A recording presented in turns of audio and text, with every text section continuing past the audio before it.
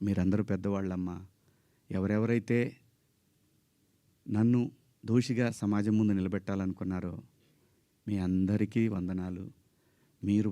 మీరు బాధపడ్డందుకు మీకు కూడా క్షమాపణలు. ఇది శివాజీ ఎందుకు? ఇంకా ఇంతకుముందు చాలా జరిగినాయి కదా. వాళ్ళని అడగరే? నేను చెప్పింది ఏంటి? మనకెందుకమ్మా? సమాజంలో ఏ తప్పు జరిగినా అందరూ వేళ్ళన్నీ సినిమా ఇండస్ట్రీ వైపు వస్తున్నాయి. ఆడపిల్లల రేపులు జరిగినా, లేదంటే తాగి పిల్లలు మాబ్ దాడులు చేసుకున్న ఒకడికొకడు ఒక సమూహాలు కలిసి, ఆ సందర్భంలో మాట్లాడాలా లేదా?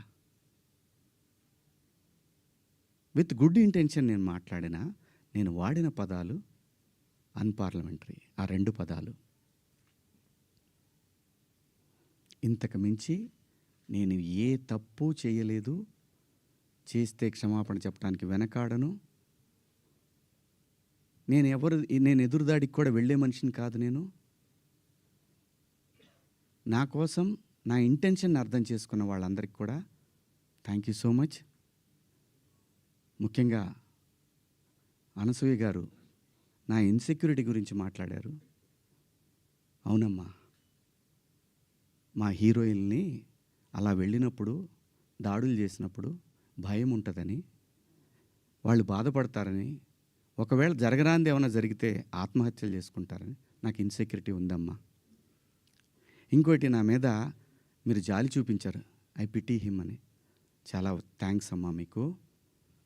మీకు ఇచ్చిన విశాల హృదయానికి భగవంతుడికి థ్యాంక్స్ చెప్తూ, అదే భగవంతుడిని కోరుకుంటున్నాను. మీకు తొందరలోనే మీ రుణాన్ని తీర్చుకునే అవకాశం భగవంతుడు నాకు కల్పించాలని కోరుకుంటున్నామ్మా. అమ్మా, అంటే ఎవరన్నా ఆవిడ్ని ఎక్కడన్నా ఇబ్బంది పెడితే ఇది తప్పురాని ఖండించడానికి నేను కూడా వెళ్ళాలి అని. అంతేనమ్మా.